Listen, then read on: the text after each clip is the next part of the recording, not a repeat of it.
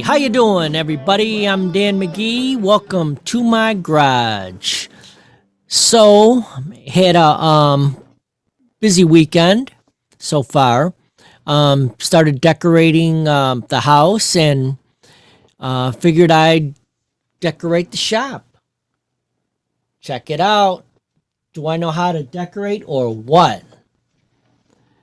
Um, Tonight's episode is extra special.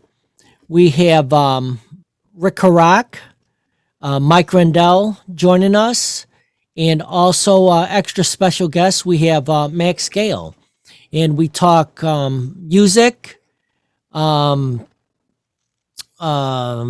theater plays, and a bunch of other stuff. So grab a drink, settle back for an awesome conversation. All right, hey guys, we're here with Rick. Rick is in the upper left-hand corner, I guess you would be, and then this is Mike, and then this is Max in the bottom. How you doing, Max? Good, man. How are you? Really good. Big fan of you. Oh, Yeah. Oh yeah. Big Barney time. Miller. Big time. Grew up with it. cool. Big Cool. time. Cool. Big Well, time. by the time we're done, Mike actually is a fan from General Hospital too. Yep. For Yeah, sure. that was an interesting experience doing that show. I had a great time on it. You played the part very well. I went to the audition going, has it come to this? I'm reading for a soap, and I had a really wonderful experience all the way around. That's cool. So, Well, that was the funny part when you told me you were doing that, because I remember talking to you years ago, and you were, I don't know if I want to do any kind of soaps. And then once you started doing it, you said you really liked it.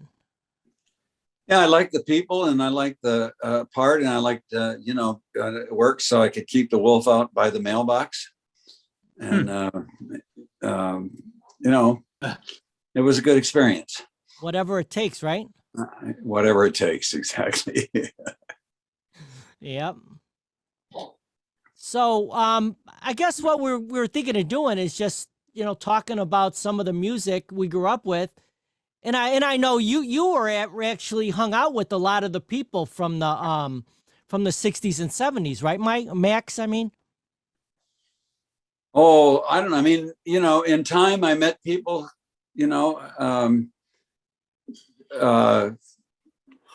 who were, had been into music when I was growing up. I met I met Johnny Mathis at my friend Merle Saunders' funeral.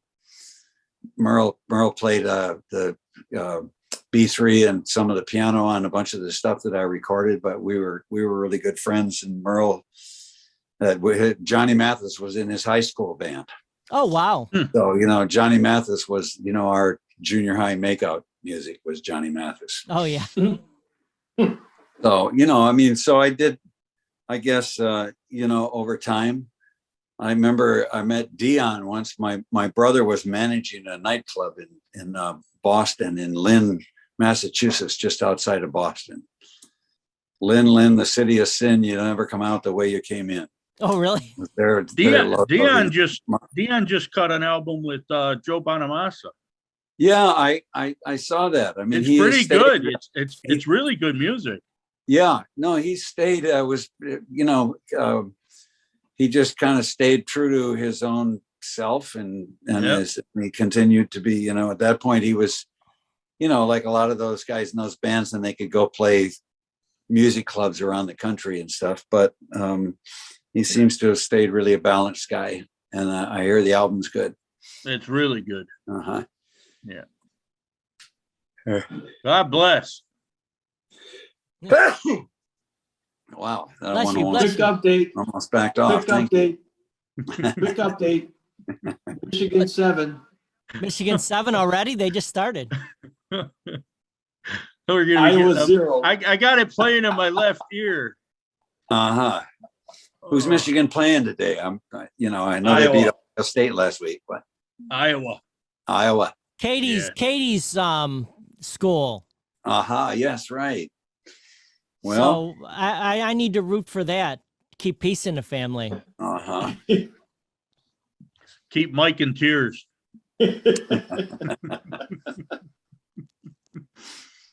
Now, I seen you were just jamming with what is it, Andy Cohen? Is that how you pronounce his name? Oh, Khan? Khan, is that it? Andy Khan, Khan? yeah. Yeah, I met him through friends in Malibu, a few years back. And we took a liking to each other. He's a wonderful piano player, and he's played with a lot of great people. And we've had fun playing together. I like playing when there are two keyboards, because then people, these other players are better players. It's like we're playing, we're playing one of my songs, but they're playing things on the piano that I can only dream about, so Now, who knows who's playing what, he was a studio musician, right? He played with a bunch of different people.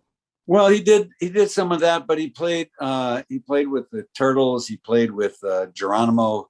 What was it? Geronimo Black was a kind of an interesting band back in that era. He was good friends with oh goodness, I can't say his name right now. He was a wonderful Harry Nilsson. Oh, okay. So he was, and Andy was good at using a 4-track recorder and bouncing things back and forth and stuff like that. So he was in a lot of sessions that were like in his living room, but it was, one of the Beatles and Harry Nilsson, and, he kind of, had that kind of a career. That's why he has a wonderful book full of stories. He's a good storyteller. Oh, you've got it. I got it, baby. Yeah. It's a good book, and He even signed it for me. Wow. Nice, Cool. huh? Yeah. The most famous musician you've never heard of. Right. This book. Yeah, it's a lot of different stories.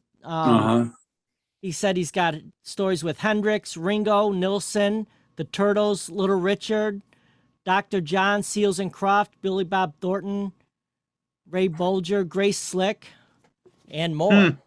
Yeah. Dr. John was kind of a mentor, as he sent him to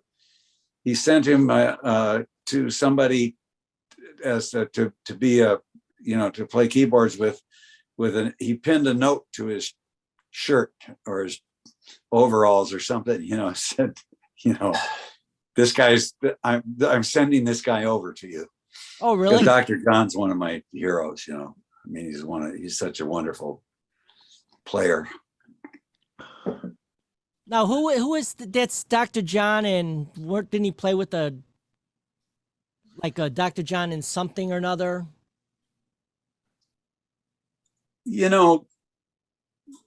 Maybe.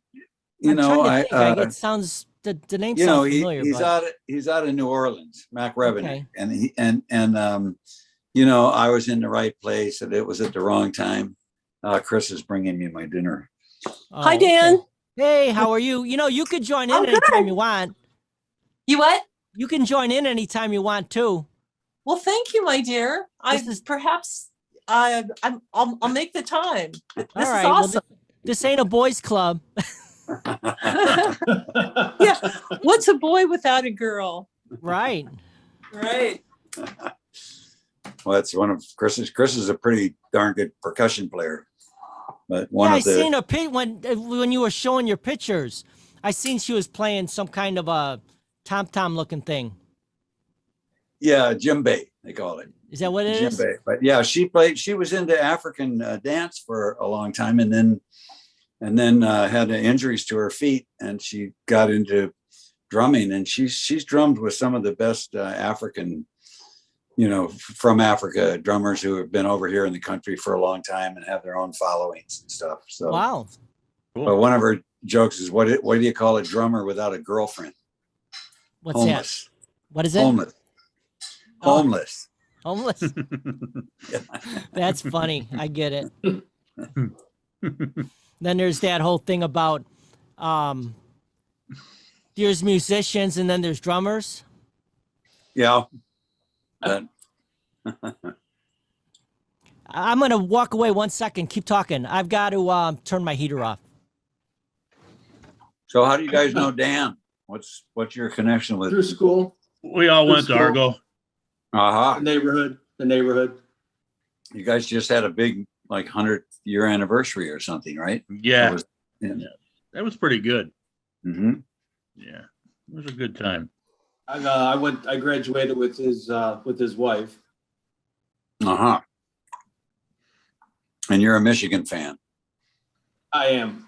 Did you go to Michigan or? No, my niece did. Uh-huh. So I'm just rooting for. I'm a Jim Harbaugh fan. Sorry, Rich. Oh my God. Now, Max is actually from Michigan. What's I that? kind of grew up thinking that if I went to college, I would go to Michigan, and I ended up going to graduate school there. But when it came to my senior year, I ended up thinking maybe I wanted to play some football a little more. And anyway, I had found out about this little small school back in Massachusetts. And the way I found out, there was because I'd never heard of it, but I was an exchange student the summer before my senior year to Germany, and on the boat coming back, Oh, wow. there was a band. There were about 700 or 800 of us college students from the state. I mean, high school students, and there was a college band, and the piano player was a wrestler. He was clearly an athlete, but he also had kind of longer hair. I mean, remember when maybe you don't, when the Beatles first came out with their long hair. Oh, yeah, right. Yeah. Get your haircut, hippie. But it was, and I used to have some of the other dads or ever, when my hair would get, a little longer, they grab it, getting a little shaggy there, aren't you, Max? Which really kind of pissed me off. And I was in a band with a bunch of kids that crossed the bridge from the island that I grew up on to the what was basically a downriver factory town, Wyandotte, Michigan. And I was in a band with everybody else was either Polish or Irish. And, I had kind of both of those things going on. They didn't really overlap much. And I remember just being impressed enough with this guy that one of the other exchange students and I decided to hitchhike back from New York when we landed, and we went and looked at a couple of different schools, and I looked at that school, and I ended up going there because I'd have been sitting the bench at Michigan, but I felt like I could, maybe play football a little bit more. Were you a lineman? I was a running back, but in my sophomore year, they switched me to a receiver. Nice. And then in my last year, I just played defensive end because they went ahead. They tried college football resisted 2 platoons for a while. Somehow they thought that was a bad thing, but then when the rules just made it so that really maybe only if it made it more difficult to substitute people. So my junior year, I started, so I got to play a lot, but a lot of other friends of mine didn't get to play much at all because of the rules. You could get your punter in and out and stuff, and it just made it difficult. So they realized that was a mistake, and I was not a good receiver. No, I did not have the. I haven't seen any of your records in the record book, so. No.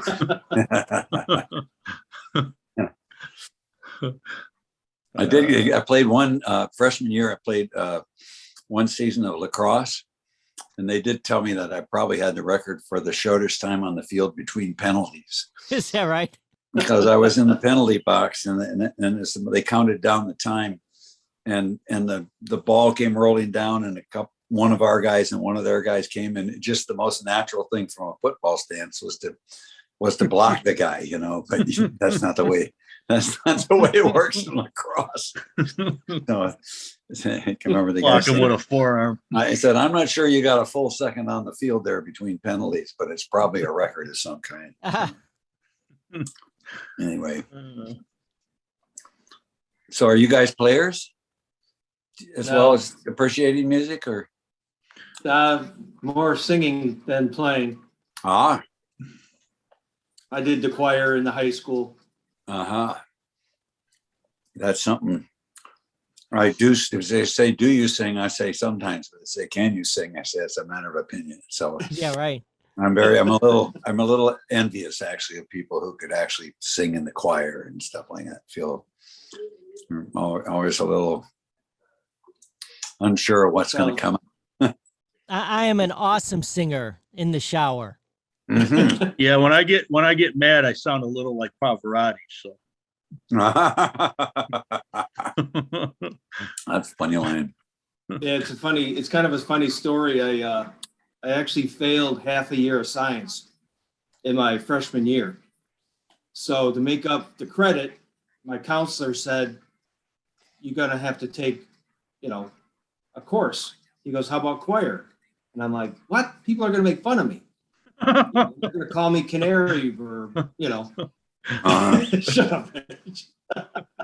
And so I did it anyway. Sophomore year, I started out as sophomore choir, and then I just worked my way up to a cappella. And we were in a few musicals at school, and it was pretty cool. what musicals did you do? We did George M., Hello Dolly, and The Boyfriend. What is George? I never heard of that. George M. Did you say George M. Cohan, I've never Yankee heard of Doodle it. Dandy. Oh, was okay. Hey, was that the musical where the fireworks went off at the end there? Yeah. Yeah, Well, I took my grandmother to see that. She slept through the whole thing until the fireworks went off. There was She one woke up- scene where She woke up like she just woke up from a nightmare. there was one scene where the boat was going by and the firework was supposed to go by. Yeah. And if the firework went off, then he was innocent from cheating or something about cheating in a horse race or something. Yeah, that was a good one. Hello Dolly was probably the best out of the three. I enjoyed that one. Yeah.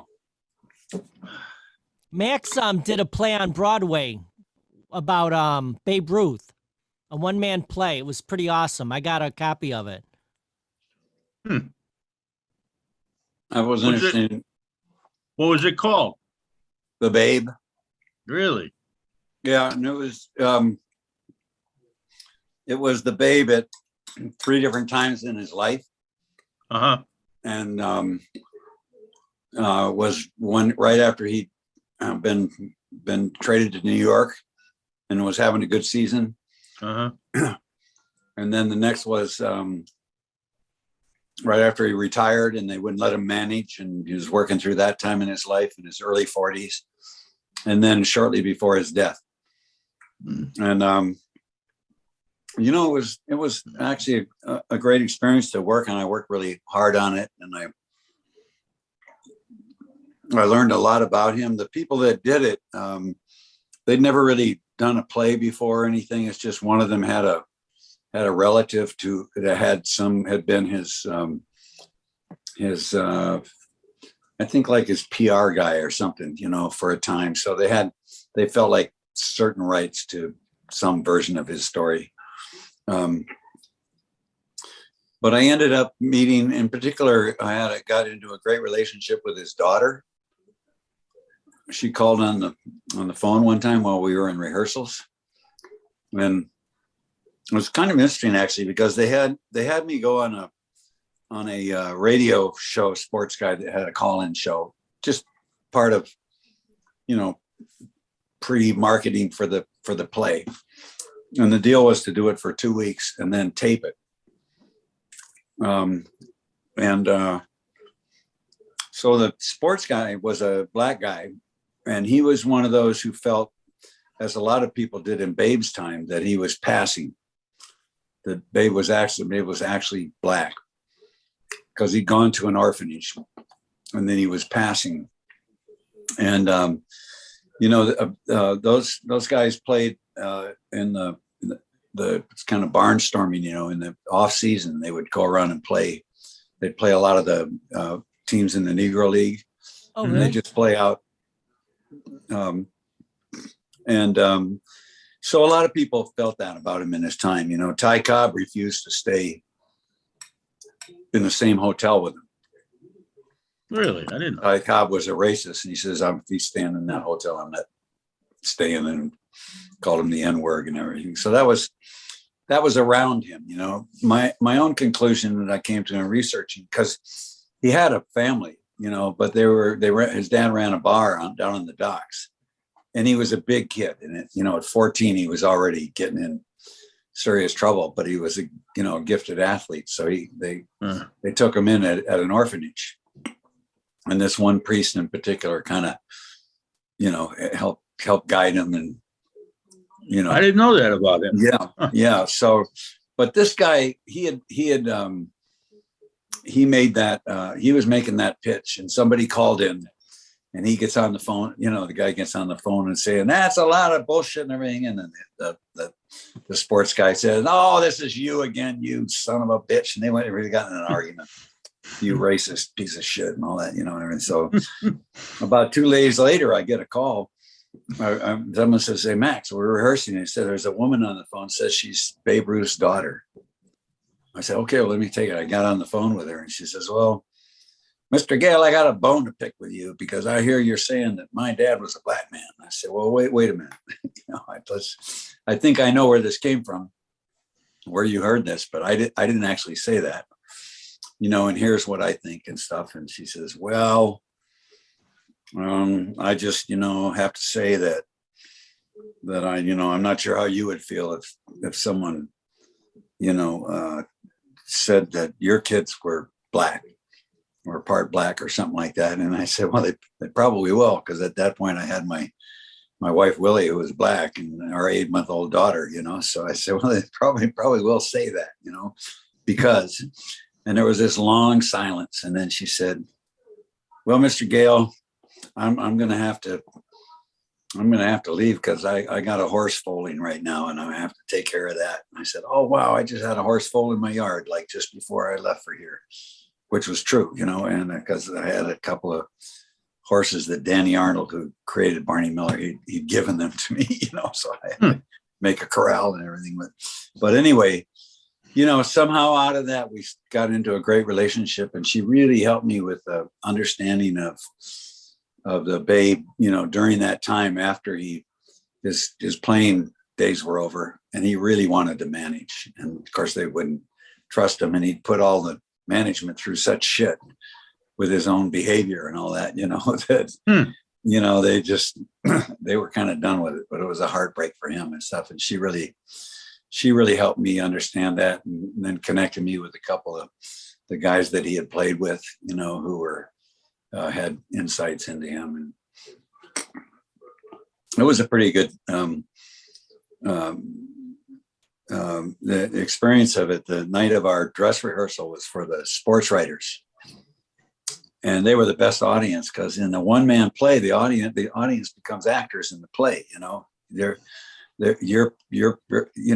I'm pretending to be Babe Ruth, and they're pretending to be listening to Babe Ruth. They're not watching actors believing, you know, that you really have to buy into it. Right. And the critics usually have a hard time with that form, so they've never been very kind to the regular critics, to those one-man plays like Mark Twain and stuff like that. But the sports writers were really there. But the night when it was over, we went out to dinner, and then my wife went back. She wasn't feeling well, and by the time I got back to the hotel, it was time to take her to emergency. And turned out she had a tumor that had caused her appendix to burst. Oh, Wow. Her colon, but it took a few days to figure out that's what was going on and everything. And it was, you know, so the whole run became kind of about be with my daughter in the daytime, and then go do the play, and then go spend time with my wife. And, you know, it kind of became a whole other thing from doing the play. I kept doing it because she wanted me, you know. I thought maybe I should just stop, and he would usually say, please don't do that. So that when we finally got to the last days and ready to tape it, you know, and I'm going on and on here. I'm sorry, but I'll wrap it up. No, that's a good story. No. But the play opened with the Babe. It's like he's saying, he's in his hotel room. He's got a red robe on. He's got, you know, and he's saying goodbye to the last party goers, you know, and and he kind of comes back in the room and starts talking to the audience, you know, and pours himself a big drink and takes it down, you know. So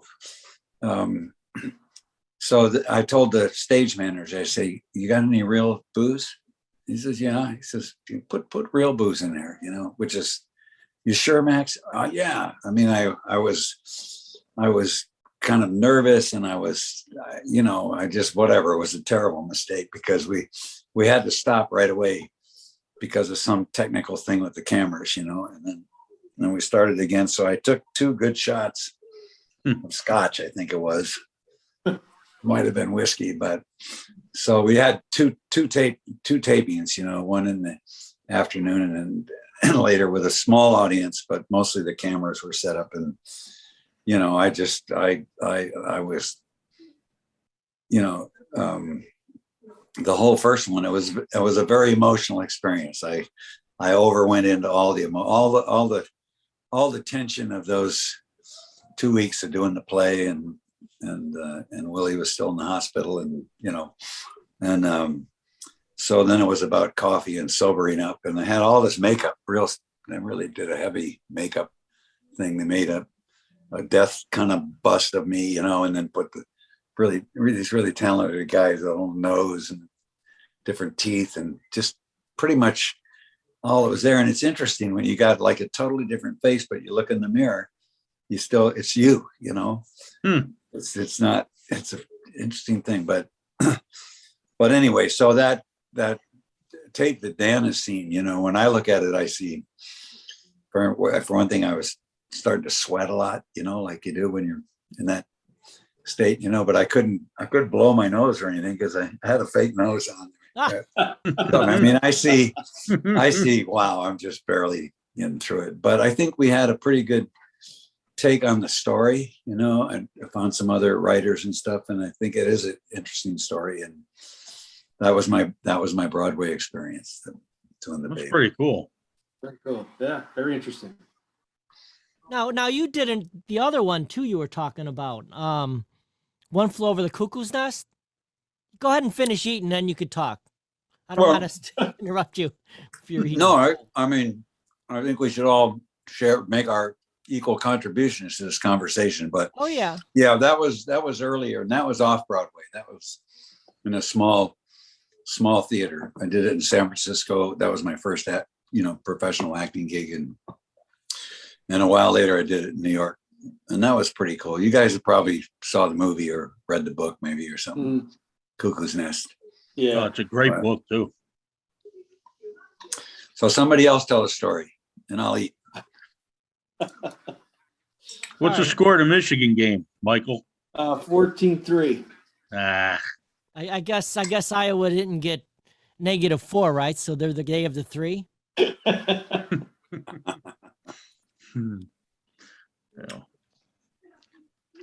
So you know what? What I was thinking of doing was thinking of a song from the 60s, 70s.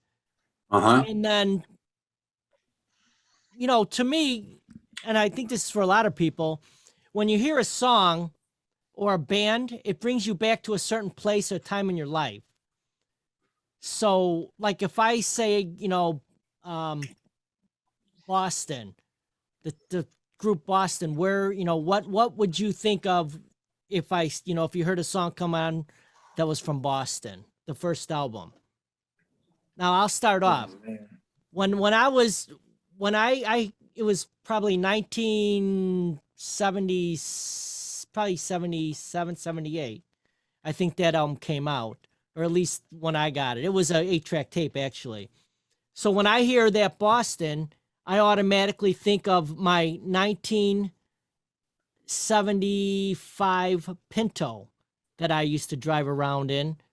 And it was the first car I ever had that had a shifter on the floor. It was an automatic, but it was a shifter on the floor. So even though this thing was a Pinto, I would put that 8-track in, and I was the baddest ass around, driving around in my Pinto, going to pick up girls, which I never did, but in my head, I thought I was going to. Yeah. That's kind of living dangerous driving a Pinto. Yeah, exactly. Who would have thought it was more dangerous than it actually I thought? Yeah. So anyways, think of a song and tell name it, and then what would you like? Tell us a story about it. Let's see. It would have to probably be Sammy Hagar. I don't remember what album, but when me and Rick Wydra used to work at Bridgeview Bank, we would sit in his little red, I forgot what car he had, but it was a little red stick shift. And we would jam that CD or tape at the time back and forth from one bank facility to the next. And every time we'd have to go to the other facility, we'd both go together so we could get in the car and crank up, Can't Drive 55, or I can't remember all the songs that were on that album, but that one always comes to mind when you think of, driving fast. He's got his stick shift, we're going down Oquito Avenue, it's 20 miles an hour and we're probably doing 40. So that's a memory that sticks out. Mine would have to be Battle of Evermore by Zeppelin. 1:30 in the morning in front of my cousin's house, my S15, and I had a 500-watt Pioneer stereo system set up. And I cranked it because it was live Zeppelin. And Robert Plant was screaming, and the porch lights started coming on with people looking out their porch. My cousin the whole time screaming, turn it down.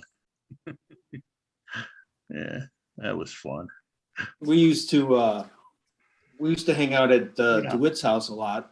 He lived a block away from me, and he had 3 albums that he played constantly. And we'd go either play horseshoes in the back or be in the swimming pool or whatever. And it was REO Speedwagon, Jimi Hendrix, and I can't think of the third one. Can't remember the third one. It seemed like every weekend, that's all we'd ever listen to is REO live, Jimi Hendrix, and I can't remember that he had 3 albums that he'd play constantly. Every time we'd be in the backyard, whether it was swimming, horseshoes, whatever, he'd always have that thing blasting out of his bedroom at any given time of the day, night. That was fun. He was a big Hendrix fan. Yeah, I remember that actually. We had a party at his house that started, I think, like 9:00 at night. And he had to wait for his dad or somebody to go to work or something. I forgot but we played horseshoes starting like at 9:00. And I think it went on till like 3 a.m. or whatever. And it was just a blast. You're playing horseshoes in the dark? Huh? You playing horseshoes in the dark? No, they actually had lights set up. They had those portable lights that you could plug in. That's cool. And it was really weird because it started late. It was like 9:30. We first started, Kegger broke out and everything, and but those same records kept playing. You never hear of people having keggers anymore. You notice that? No. Are they even around? Do they still?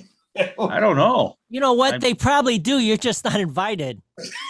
Oh, wow. That's a kick in the nads. Hey, don't feel bad. I'm not either. I used to like it back in the day when Strand and Pataki would show up at one of them. Yeah. The Friday or the Thursday or Friday before a Saturday game. Did you have your own pony keg to yourself? That was Sparky. Yeah, he could drink. Oh, man, he could put him down. He bet me once, we were out at Maple Lake, and he bet me to swallow a minnow. We were fishing. So I said, all right, I'll do it. He said, I'll give you $5. So I did it. I washed it down with a couple Heinekens. And I got over to the Chumley's house later that day, and Mrs. Chumley just got brand new carpet and brand new. Yeah, man. I was sitting in that chair, and I felt that minnow start squirming. This is hours later, but I was just hammered. I made that door just in time. Oh, Oh yeah, that was a memorable moment. Wow. Yeah. You could feel it. Oh yeah. Wow. What came up for me on that was, I remember one summer I was in college. I had this job working on a crew that was putting in new gas lines in the community, the island I grew up in, but it was like about the size of Manhattan, but it was right there where the Detroit River kind of opens into what becomes Lake Erie. And so they were, this crew was working, we worked 7 days a week, 12 hours a day. Wow. And it was real. It was the summer before I'd worked for the Wayne County Road Commission, and it was like people just trying to do as little as they could, and it was really boring. But this crew just hammered, you know, and but it was the main thing that I was involved with was they dig, come along and trench the ditch, and then they get to a driveway, they'd stop and then pick up on the other side. And then we had two different ways to drill a hole under the driveway. You know, one was a big, huge auger that had a pipe coming up out of it. So my job was to stand up on the level while the more experienced guy kept, they put it on a track. So he'd kind of have a lever and kind of push it through. And the guy on the pole sticking up was just there to catch it. If it would hit a root or a rock or something like that, it would want to throw it back. So you were just there to kind of hold that, you know, every so often get one that would throw you out in the road. But for the most part, it was just, you know, fighting that.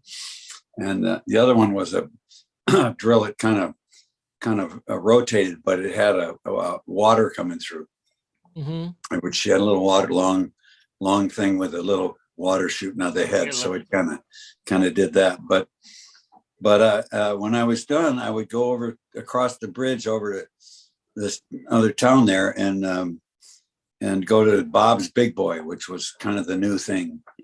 And they had the kind of jukebox that each table had, you know, a small one there at the table. Oh yeah, I remember those.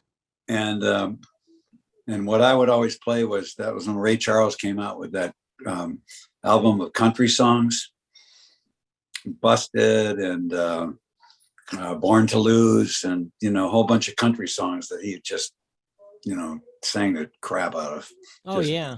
You know, and one of them was You Don't Know Me.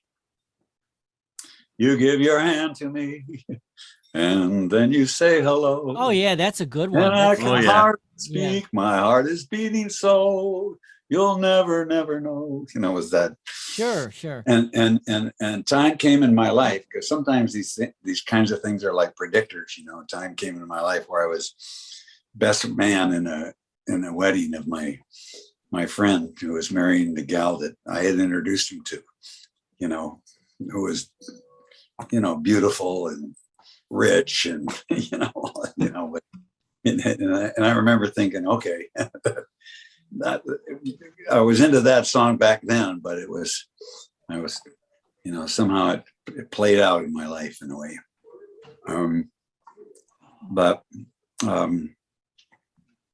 Yeah, it's something now, the music of those early years when we're, you know, feeling so much emotion and questions and see, now that song you're talking about, I remember that being in my mom's kitchen. It was our kitchen at the time. I was a kid, but I remember that coming on the radio and just, you know, watching her do her thing, make breakfast or do dishes or whatever. You know what I mean?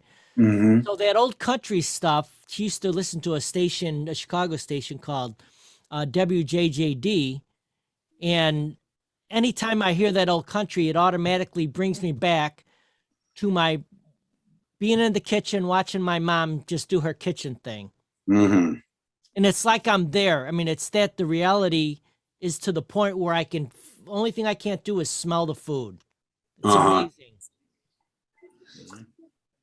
You know, in what they call the method acting, the certain approach to acting, you know, that is maybe you could describe it as more about taking the mask off than putting it on, you know, and one of the things you work on in there, they call sense memory exercises. So you're trying to connect to something in your life, you know, that there are lots of feelings connected to, you know, but it's not done by trying to remember. You do it, it's an exercise you do where somebody, the teacher or another actor or someone do the exercise kind of is asking you questions. So you've come up with some event in your life you think might be loaded, but instead of focusing on trying to remember how you felt, it's just like get connected to what do you remember, you know. So I remember at one class this guy was talking about the day his dad left. You know, I said, yeah, no, I remember, you know, that was the day that my parents had a fight, you know, and then I remember I was looking out the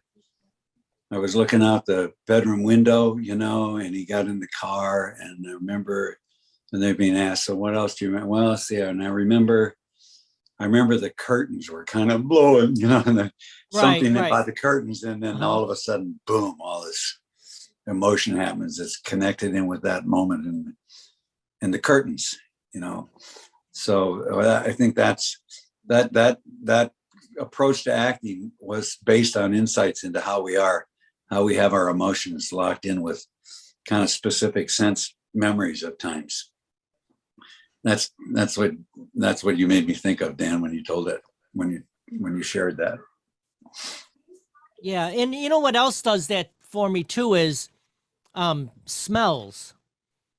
Like you know, when you grew up in the 60s, 70s, there was a lot of incense being burnt. You know what I mean? And you know, the really nice candles. And they could have been being burnt to cover up other smells. I'm not really sure. I've heard that. But there's just certain smells I'm trying now. to imagine what you might be talking about. Yeah, I know. Nobody does.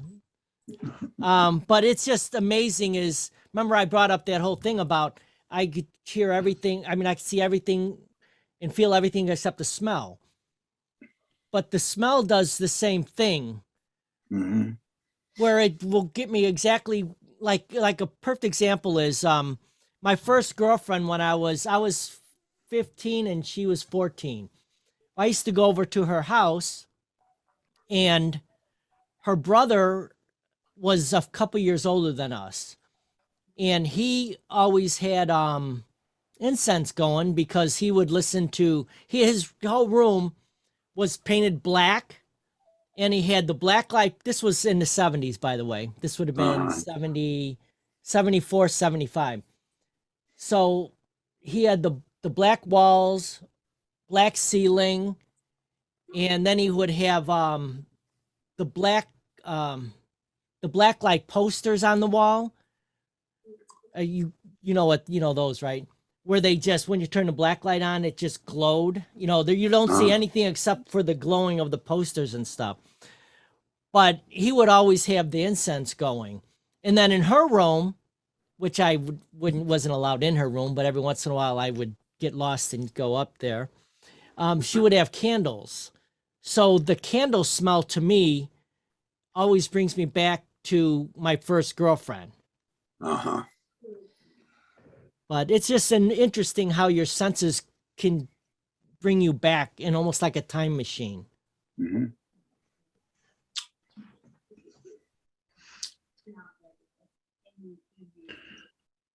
What's the score? 14-3. Okay. Not much happening. Smells back in the day was corn products for me. Corn products is a big food that or 3M company. Yeah, 2-a-days out in that field. Oh my God. And they it's why we have the time when we were going to school, it was the largest in the world. And they made cornstarch there. It was that's how Argo was named after Argo's corn product or Argo starch or something. Corn products, yeah. Yeah. But anyways, that's what Argo's named after, this big giant company. But anyhow, you know, during the 70s, they weren't really up on the whole EPA stuff. So they would be on these giant stacks. They'd have this smoke coming out, And every once in a while, I don't even know if it's called, if they really burnt it, but it would Oh, be a they burnt horrific it. smell. And we would, that would be the automatic thing. All the villages around, depending on how the wind blew, Yeah. you would smell that. Even, from towns away, you could smell this horrific smell. We could smell it at St. Fabian's on a good windy day. Yeah. And actually, Oh. Argo High School is only half a mile away from this big company. So if Wow. they're out playing yeah. sports and the wind's blowing in that direction, then they're getting a big whiff of it. Uh-huh. Yeah, I remember, that town Wyandotte I was telling you about, Wyandotte Chemical.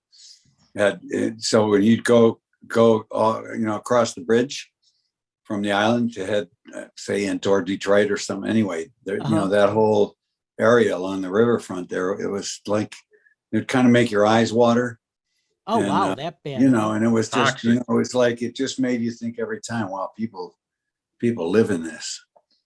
Mhm. Nowadays it's all been cleaned up pretty good. It's really different, all along where all the slag from the foundries and stuff. Now there's a golf course along the river there and stuff. So, but yeah, in those I had in the those smell days, of I had the smell of Ponderosa Steakhouse, Pizza Hut, and White Castle. Oh, wow. yeah. Oh, Yeah, that was, just They were all right there.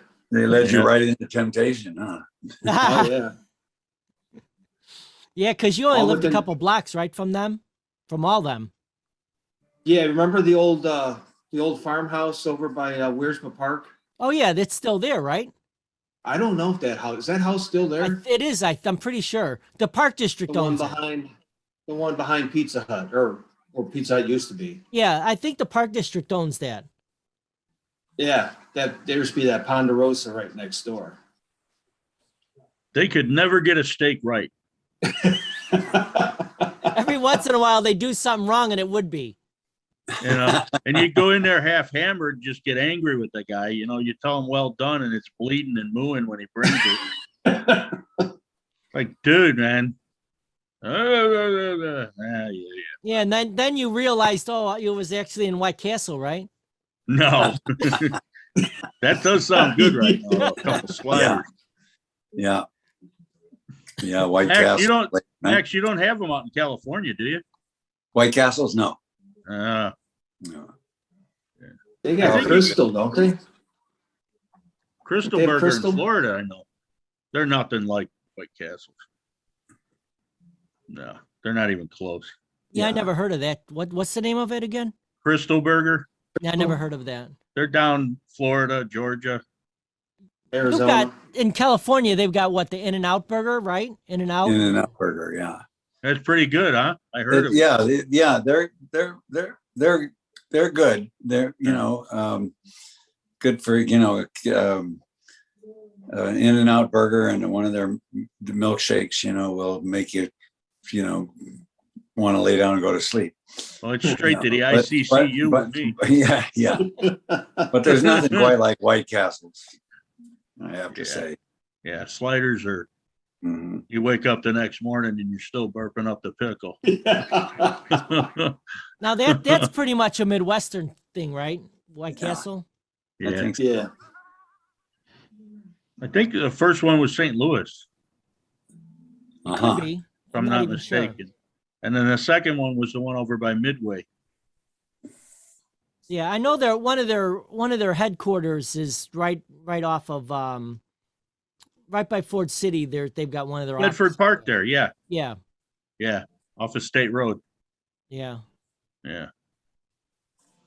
Now talking about hamburgers, Wanna say the hi? interesting part about McDonald's actually started in California Uh-huh. I didn't, by I the thought it was, by the McDonald brothers.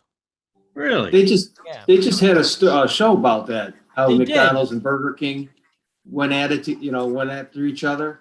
I watched Oh, it. yeah. It was really interesting. On the History Channel, that is. Yeah, Well, yeah. there's Yeah, There's actually a good movie. I forgot who plays in it. I think Michael Keaton might be, and it's the story of how Ray Kroc. He plays Ray Kroc. Yeah. Yeah. Yeah, and it tells how he gained control over the McDonald's name. Right. But originally he just kind of brothers. partnered up with the McDonald brothers on it. And they didn't see eye to eye, and he ended up buying them out. But again, it was probably, like a manipulative thing. Corporations, that's what they do. So Well, that was like Domino's too. The pizza. The brother bought the other brother out for a Volkswagen. Oh, really? A Volkswagen Beetle. Yeah. And he just wanted to change the menu to just pizza. And the other brother disagreed. So he bought him out with his Volkswagen. Uh-huh. Oh, he got ripped off. Well, he made a bad deal, I guess. Yes, he did. That's an interesting show, though. The Food That Built America, I think it's called. Oh, I never seen that. And they got the guy from Kraft, because I guess cheese back in the day would go bad after a couple of days. And it came out liquid, his first test run, and it lasted for like a month.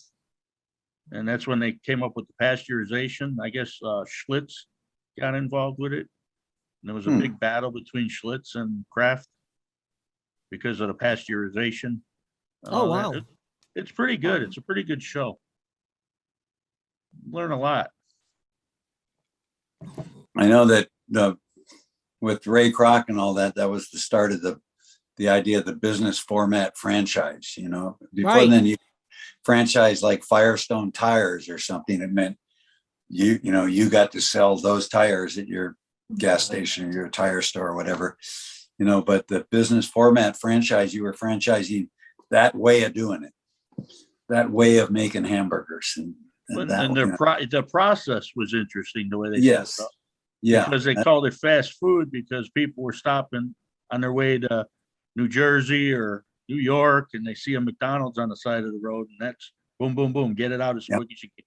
Yeah, and the amazing part is with the McDonald's, you can go anywhere in the world, and it pretty much tastes the same. yeah, they got that down. I mean, drive-ins were big. I remember that. That was our. Oh, I love we had after the Unicenter go cruise the drive-ins. We had. You mean drive-in to watch a movie or drive-in food? No, drive-in food. Yeah, because we had two here. We had what they call Dog and Suds. Yeah, that was. And we had A&W. They were both good. They were really good. Foot-long hot dogs at A&W. Yeah. They had the Mama Burger and the Papa Burger and the Baby Burger. And then we go over to the Sheridan and drink down a 12-pack and wait for the exorcist. That was a drive-in by our house, the Sheridan Drive-In. We could do a documentary on that place, I'll bet. Yeah.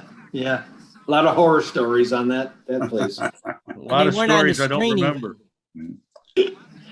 So were you guys in the same class in high school? No, I'm the youngest one out of the group. You're what? I'm 82. 83 for me, and Dan was what, 1964? Yeah, 1978. So yeah, Rick is the youngest.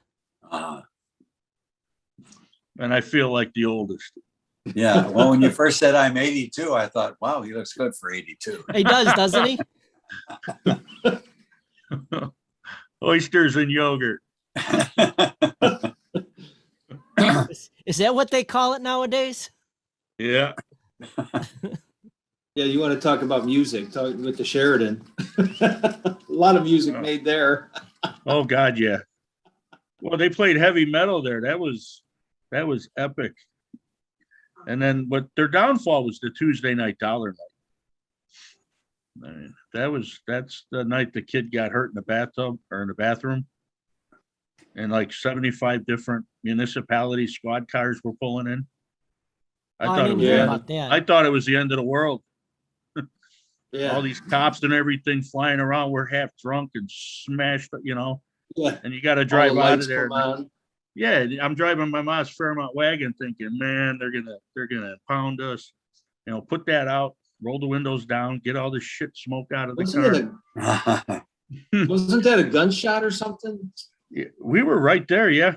The lights came on and Yeah. boom, So I everybody remember, out. one of the McAuliffe brothers was security there. Yeah, I remember that. I think Jimmy, right? Yeah. And he come Yeah. up to us and says, you guys got to go. Yeah. What? Go? Yeah. So you say the kid got hurt? Somebody got like knifed or something, or? I don't thought it think was, it's- I thought he got stabbed. I don't know. Mike says he got shot. I don't know. Might have And been that was the something. downfall of the Sheridan. Uh-huh. Plus, they were But, losing money the whole time because you drive in with a 70 Grand Fury 4-door with a trunk. You could fit 10 people in, you know, and there's just 2 people in the car going in and you're pulling out and there's 11 of us in the car. And the lady at the, she's looking like, where'd you come from? Yeah. So I bet you I did that a 50, few 60 times. 50, 60, maybe 70 people Friday and Saturday night were in the trunk. Wow. Yeah. You What? had to, though. You didn't want to spend all that money. You had to spend your money on the beer. Right. Oh, you had to pay for each person going in. Yeah. Right. It wasn't there wasn't car loads. Like it would be like 75 or $1.25 a person or something. Uh-huh. Yeah, but with that $11, you could get 2 cases of old style.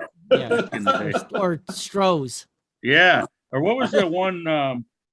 It came in a red and white can, Wiedenhauser or something. And my buddy Bob was drinking one, and there was rust on the bottom of the can on the inside.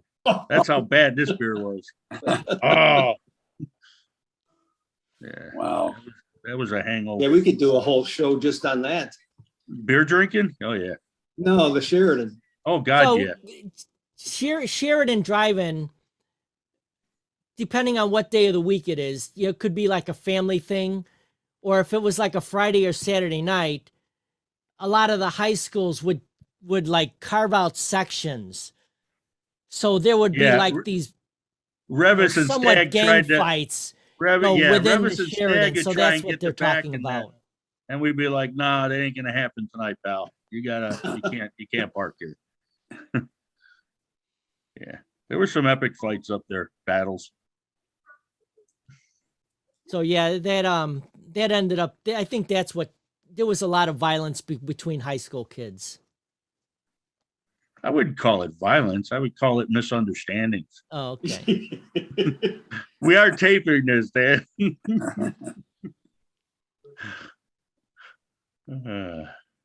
So. Do you ever remember watching any of the movies there? I don't. Oh, I've seen The Exorcist there. Yeah, we did when we were kids, and when we got home, I thought me and my brother were going to die that night by the hands of my dad, because we got under my sister Amy's bed when we got home real quick, and we were head to toe under the bed, and we stayed there until she went to bed, and then we started kicking the bed and making devil noises, and the screams, the yelling. My mom swung the door open. My dad's like, "Where are your brothers?" And he got down and he looked under the bed and he grabbed my brother. I said, "Oh, this is going to hurt." Bam, bam, bam, bam, bam. My sister was never the same after that. It was fun, though, doing it. You guys see me and everything okay? I keep getting error messages saying something about my bandwidth is low. I think Juice is trying to get in on your signal. No, actually, everything's good. Your voice is good. Oh, okay. You're Because fine. I keep seeing you guys freeze up on occasion, so I wasn't sure if it was me or. Well, it must be like an incoming thing. So, but you're good at going out. Do you guys remember the cartoon? I think it was a musical cartoon it was like a rock and roll type cartoon they had. I can't remember the name of the movie. I think Sammy Hagar would. Heavy Metal. Heavy Metal. Thank you. Yeah. That was good there. I think that's probably one that we watched. I never seen that actually. Oh, that's a great movie. It really is. Do you guys remember the Beatles cartoons when they had an actual cartoon, not at the theater, on TV? They actually had a Beatles cartoon for a while. I remember that, but I was real young. Yeah, you would have. Was that the submarine? Remember one? that, Max? I remember Yellow Submarine.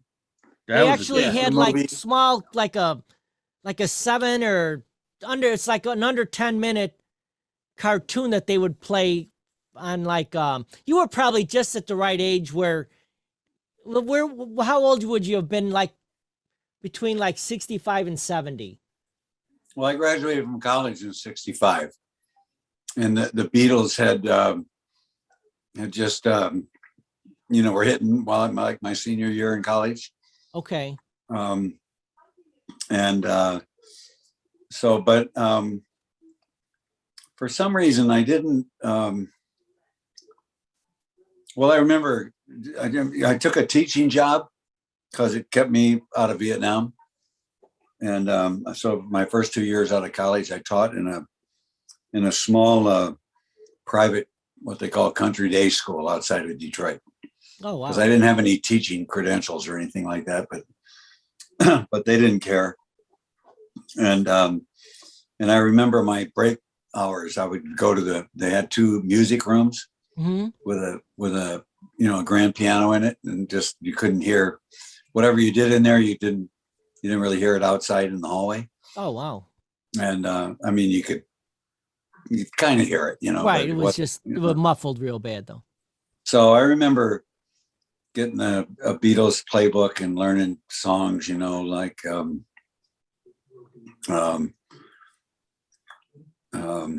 no, I can't think of any of it, Beatles songs of Right.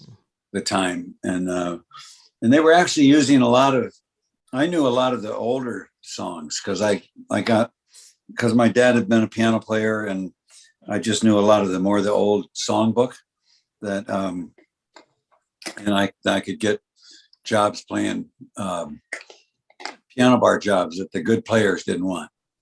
Oh, wow. Nice. But the ones where the people that wanted to come in and drink and tip and try to be Frank Sinatra, and that was kind of what if I could get people singing, then I could cover up from the fact that I wasn't really that good a player. Right. But the Beatles were bringing a lot of the old chord changes in a lot of their songs, "Ooh Blah Dee, Ooh Blah Da," and just that thing. And some years later, I ended up with the Michigan rugby team going over for a Christmas tour, and we played some teams up in Scotland and Northern England, and then worked our way down. We got beat by everybody. That's a brutal. But I remember being in some of the music halls there, and I get the whole spirit and feeling and energy of working class music halls. It gave me a sense of what it was with the Beatles and a lot of their songs, that stepped out of early rock and roll, had mostly changes that came out of rhythm and blues. Mm-hmm. The 3-chord kind of blues pattern, or the 4-chord kind of Blue Moon turnaround, that was In the Still of the Night, and all those early. I love doo-wop. I still love doo-wop. I mean, I don't. Yeah, that's fun music. But when I hear it, I like that it's too. such a, that feeling of guys on the street corner just really singing. Oh yeah. And, Yeah, it's amazing. Oh, that show, The Jersey Boys, was a good one. Yes. Yeah. Yeah, that tapped into that era. Yeah. And that was genre. really good. Yeah. Now, who was that again? That was based on Frankie Valli. Yeah, Frankie Valli. Uh. Yeah. Yeah, I never seen it. I always wanted to though. Is that still they still doing that as a play, musical? I would Jersey imagine Boys? somewhere. Yeah, somewhere, sure, though. some high school or college or something. Yeah. I would. 'Cause I know they put these musicals out. And they just kind of keep recycling every, like they never end.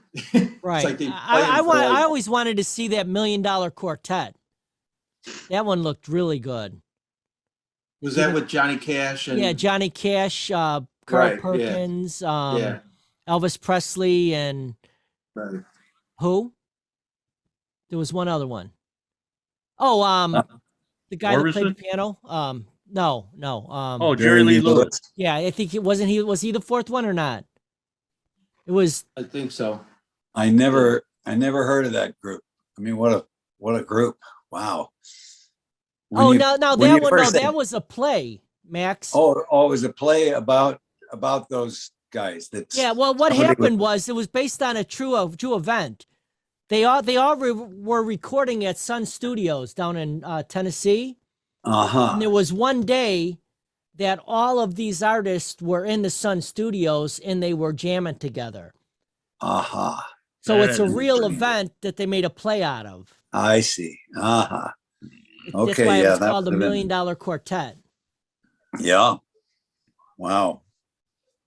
But that comes and goes in the Chicago area every once in a while, and I always say I'm going to go, and I never do.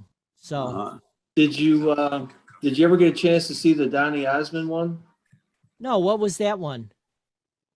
The Dreamcoat or something? Yeah. Something in the dream code. It's something Technicolor, green Yeah, coat? Yeah, that's yeah. it. Yeah, was Something that in Donny the Osmond? I just remember Yeah. the name. Yeah, of it I was never saw it. right. It was Donny Osmond. That was Something in the Technicolor.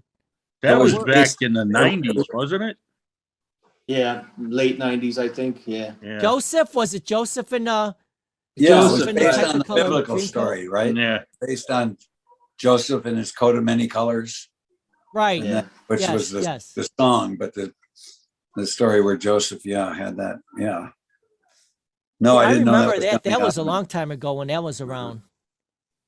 I think the only one I seen was Pirates of Penzance. Uh-huh. My That wife was back in the 80s. you know what was Jim Belushi in it? Yes, I think he cameoed or something in there. He Yeah, was a my wife went and backup seen that or- with her parents, and Uh, Jim Belushi was actually playing in that. well, when we were in the choir, we used to do that as a field trip. We would go downtown and go see the musicals. That Oh, was our nice. field trip. Wow. So yeah, it was kind of nice to get out of the school for a while. Wasn't Go down there? the There was road. there was a trip that we went. We'd seen Thaddeus Monk. Did you go to that one? No, Yeah, that was. What no, is I think we seen the Christmas one that's always out every year. Toy Story? And, No, Christmas Story. no, the not the the soldiers, Nutcracker? the Nutcracker. Oh, my ex-wife. I think that was the Nutbreaker, wasn't it?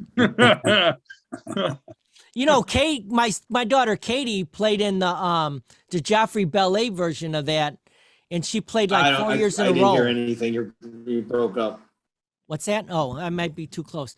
My daughter Katie, when she was smaller, she played in the Joffrey Ballet version of that down on in the I forgot the name of the theater, but it was the professional version of it. And she was in the child cast as one of the dancers for like 4 years. Wow.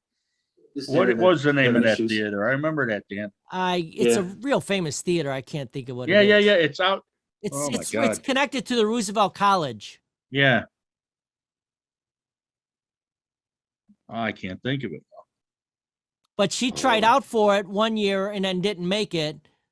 And then she tried out for it again and then made it 4 years in a row after I'm that. having internet problems. You're having it's because you're a Michigan fan. now you're Can you starting to hear break us? up a little bit. You can't hear us, Mike? Apparently not. Huh. It's going in and out. Reset it, Mike. Yeah, I'm gonna come back. Yeah, I'm gonna just leave go and off then and come come back. back on. If I see you, I'll let you back in.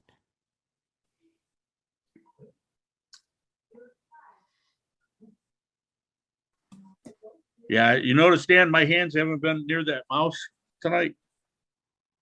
Yeah, The my finger wife mouse? gets all mad when I'm near my mouse. No, the finger mouse, man. That's exactly what I'm talking about. Oh yeah, The finger mouse. yeah. Okay. Hey, Max, any of your daughters ever do any kind of acting plays or anything like that? Grace had an affinity for my youngest. Yeah. Grace, yeah, when she was in school, she got a scholarship to a really very cool private school that was kind of up on a mesa up towards Santa Barbara. Oh, okay. And so she was a good dancer. She was like Katie, and when she was young, she was into ballet. Or in junior high, she discovered sports. Oh, and kind of left it. And these Russian guys were all upset because, no, we need that, so, and she was, she did a lot of modeling during those sort of junior high and into early high school years with Abercrombie and Fitch and stuff. She's kind of, mixed race. So she's what they call ethnically ambiguous. Right. Which gave her a leg up into it, and she had a good work ethic and stuff like that, but her kind of dream in a way was to do Saturday Night Live. Oh, really? What she was drawn to. She has a great sense of humor. So she's a really pretty girl and could move great and all of that. But she would, if she hadn't instead connect with somebody, and then she's still in her 20s and she's got her third and final kid. So she's, she may circle back around. Her husband's an actor, it wouldn't be unheard of for her to kind of pick that up. And at the same time, she's missed some years of learning, just how it works on a set and all that, so if there's anyone that of my kids who would get off into that kind of work, it would probably be Grace. Yeah, she's a beautiful girl. Yeah, I have beautiful daughters. Because their moms were India. My daughter India, who lives down in Austin, and she had a while there before she ended up becoming a mom of twins, but. She was ended up singing and dancing with a band called the Golden Dawn Orchestra, and they were kind of inspired by what was the guy that used the same name in this thing, the orchestra that you might have heard. Tommy of him. Dorsey? No, it was later than that, and it was they're very much their whole story was that they are interstellar space beings who live on music. Oh, really? And they're here on the Earth because the Earth needs music. So their music was full of big horn section, rhythm, and exotic costumes, and they had a lot of fun. They got they were that year picked the most popular band in Austin. Oh, wow! And so for her, because she would tend to be kind of on the shy, more introvert side, so she did that, and she was working as a bartender kind of in the music service scene there in Austin, and she married this guy who's a bass player, and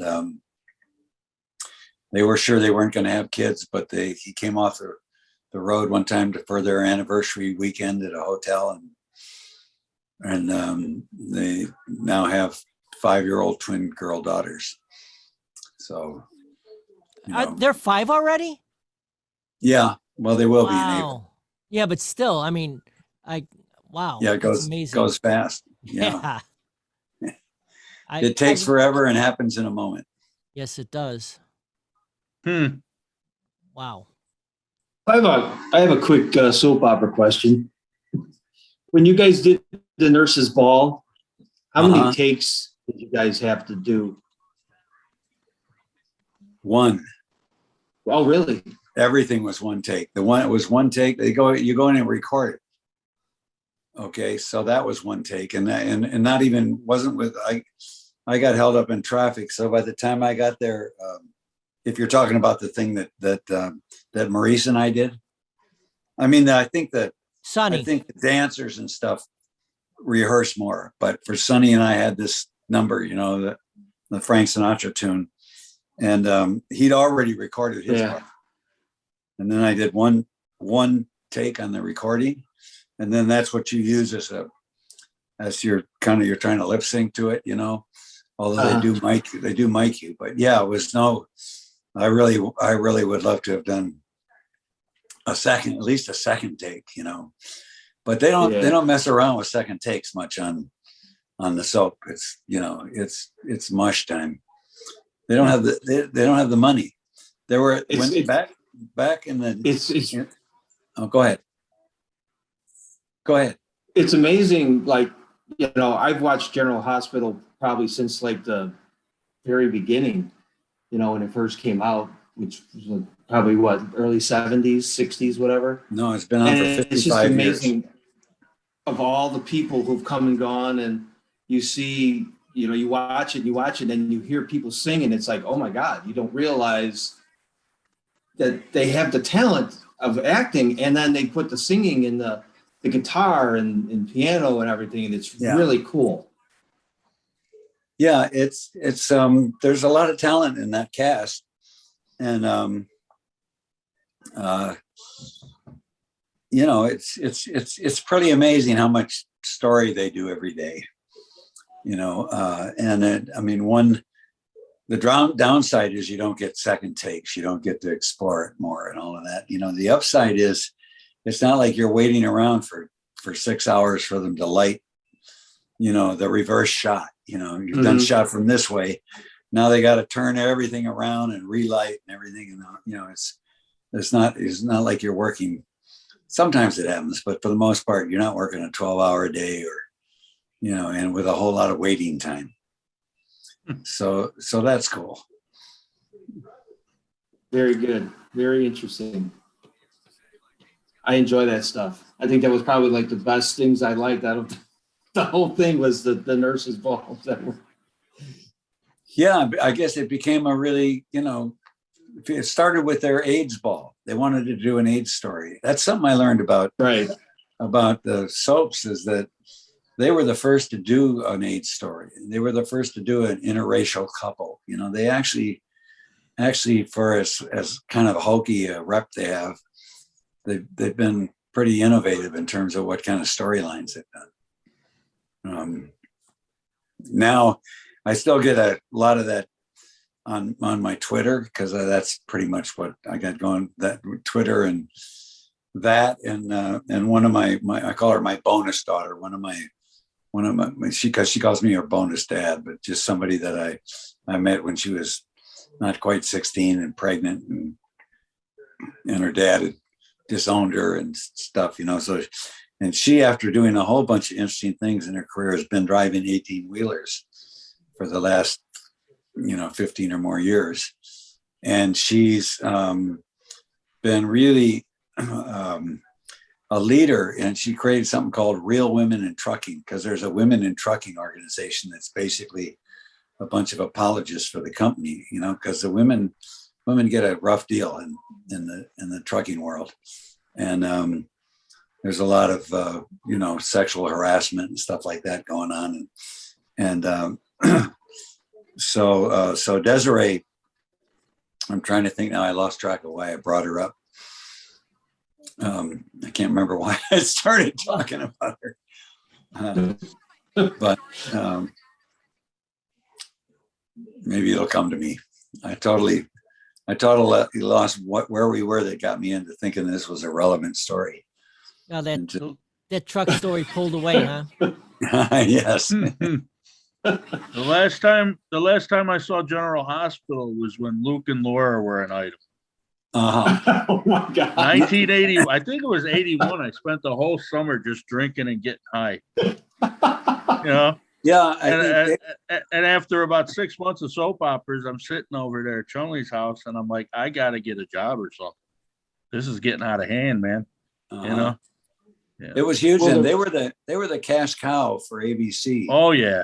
During those years. Yeah. That let the ABC put some money into a little outlier comedy like Barney Miller to do a pilot, that then got picked up and became, and they used to have on the days we would shoot, so we'd be in our dressing rooms, and they'd have TVs there, and they'd have, before they fired up the set cameras, so you could keep track of what was going on and where they were in the shoot and stuff.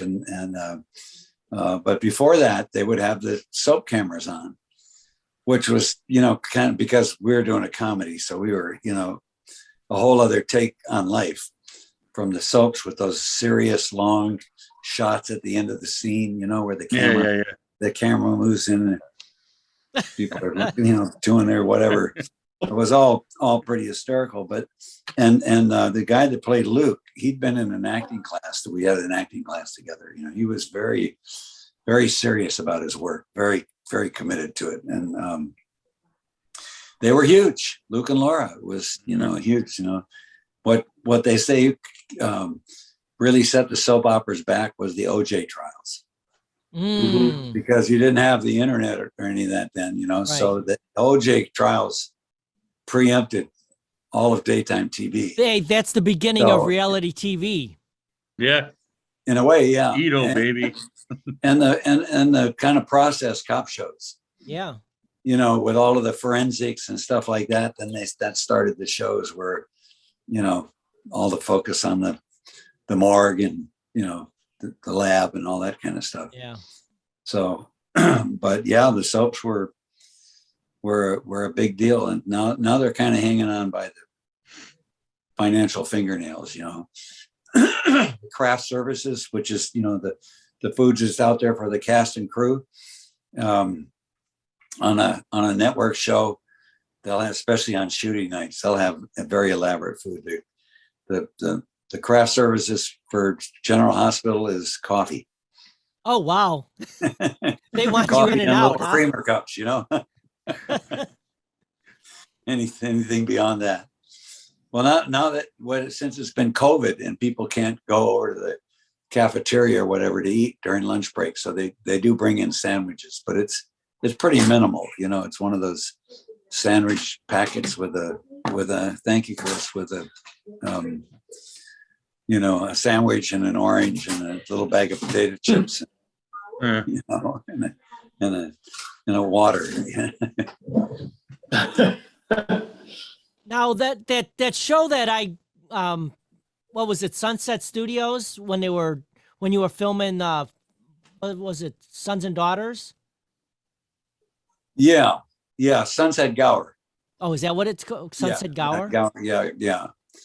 Gower Gulch was where all the early Westerns were made. So it took, the real early Hopalong Cassidy and all that stuff. So, but then Sunset Gower Studios, that's which is where we shot the last 5 years of Barney Miller. Oh, I didn't know that. Same lot. Yeah. Sons and Daughters. That was a fun show. I really just was disappointed when that didn't get picked up. That is a shame. I watched it. There's some of the shows on YouTube. Yeah. And they're really good. It's just that, I don't think they really gave you guys a chance. You know what I mean? If they would have let it play out for a couple of seasons, I think you could have been as big as any of the other ones. Yeah. Because you had a really nice cast, and they were really likable characters in it. Yeah. And the whole doing a lot of it is improv, but what the deal was that these guys had done a show for NBC and that was about three families at the end of a cul-de-sac. But it was kind of that, it was like that idea, and that idea of shooting it where you got multiple cameras, but you're not on a set, or you're not doing it like a sitcom, but you do have multiple cameras in there. So you're shooting multiple angles, and improvising.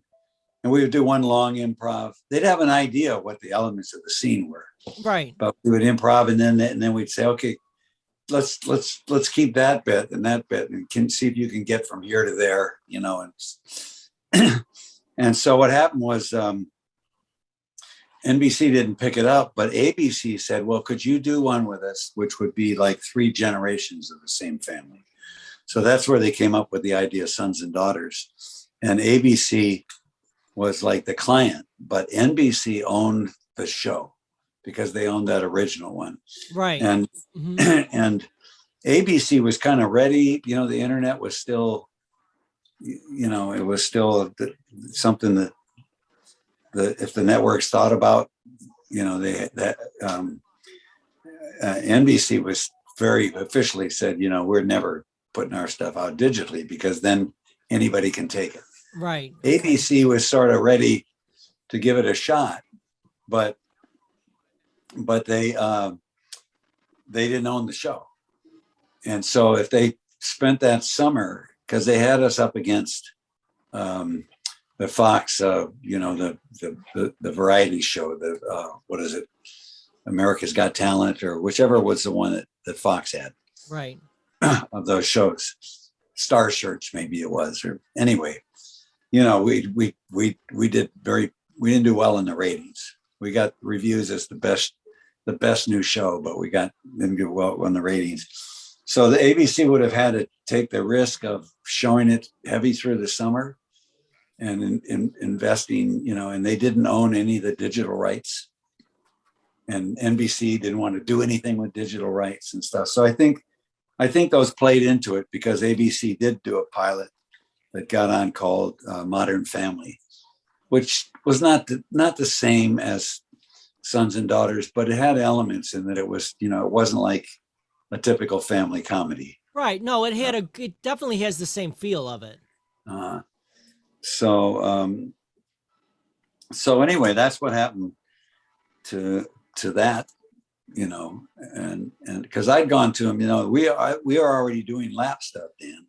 Right. And I said, well, what if the father in that family, not the father, I guess the grandfather, the part I was playing, he had a little small grocery store that was kind of like sort of, it had a certain amount of health food stuff in it, but it was just a little store that catered to its clients and stuff. And I had talked to a guy that I knew in college who was one of the vice presidents at ABC. And I said, what if, because I knew they were already saying, we're going to do something in the digital realm. And I said, what if the character I was playing started a lap, as part of his grocery store, maybe created a little sort of sidewalk cafe there and on the side of the building or whatever, and he liked that idea, but it just, for the network, is because there was no coordination with NBC, and NBC actually owned the show, so I think that's why they just went right up until the last minute. No, we're going to pick you up. No, we're going to pick you up. And then they didn't. Well, what amazes me is when you were filming that, you were telling me about how they were looking, was it ABC or NBC, that they're looking to start doing stuff for the internet. Yeah, that was ABC. Yeah, ABC. And I mean, right now it seems like, of course you would do that. Yeah. You've got Yellowstone, you've got all this stuff that's like huge.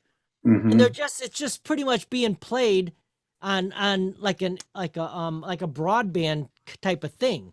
Uh-huh. And these shows are like more popular than the stuff that's going on the air nowadays. Uh-huh. And even back then, what years was that? 2005, maybe? I guess that sounds about right. Yeah, anyway, so 15, 17 years ago, this was just starting. And now flash forward to today, some of the biggest shows are just internet shows. Yeah. And that just shows how some people are so stuck in their ways they can't see the future.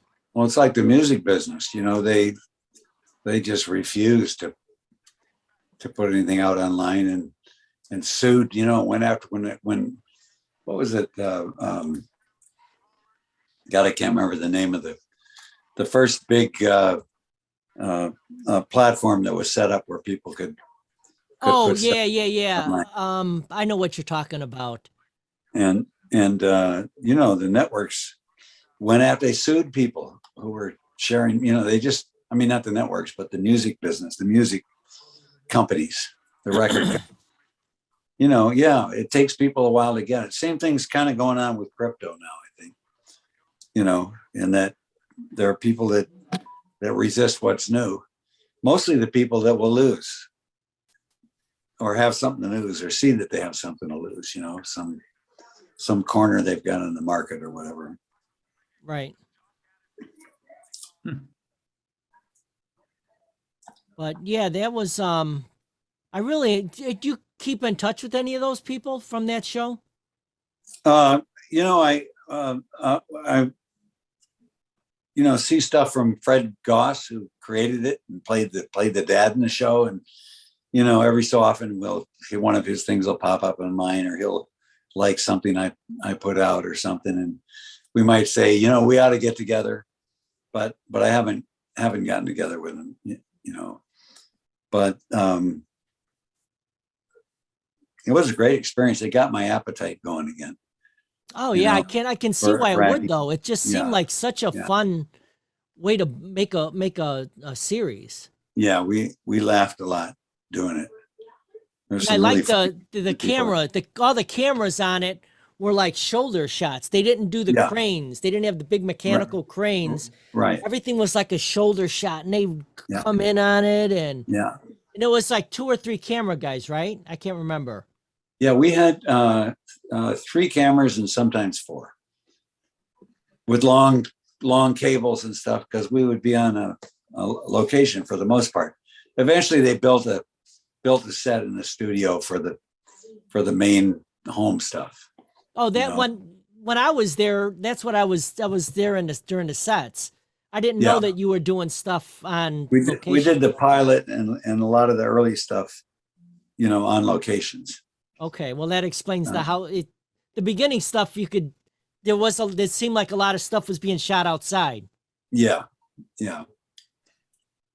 So the show we're talking about it's called Sons and Daughters, and there's a few episodes on YouTube if you search it up. But there's also some other Sons and Daughters shows, but I think they're maybe from a different country or something. There's if you go to search it, just find the one that Max is in, and it's really good though. Mm-hmm. Oh, I see. There's probably a film or another TV show or something that used that title. Right. There's a few of them actually. There's game shows like that too. Really, Sons and Daughters. Okay. Huh. Interesting. So now, Max, I'm gonna have to cut you guys short. I got to make a phone call. Okay. But all right. It was nice meeting you, Max. Yeah, likewise. Pleasure. I'm sure we'll talk again. I hope so. We'll do a whole episode on, high school in the 80s.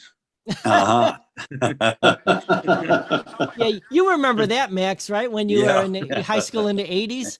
Yeah. It's funny. All right. You know what? We'll just wrap it up, I guess. All right. All right. Yeah, I that'll help me domestically. Yeah. If you get more drift. Smart man. All right. All right. Enjoy it. Talk to you guys all later. All right. Okay. Great having all you guys Go on. Blue. Ah, Yeah. roll Tide. All right. All right, guys. Bye. All right. Take care. Nice meeting you, sir. Yeah, likewise. Welcome back. Hope you enjoyed our conversation. Special thanks to Rich, Mike, and Max. They all were awesome tonight. Hope you enjoyed everyone's stories.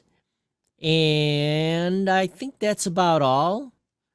If I don't see you guys, have a great holiday. But I'm going to try to do maybe 1 or 2 more before Christmas, New Year's. So hopefully you could tune into them. And that's about all. Cheers to you, baby. Hot tea, baby. Hot, hot, hot.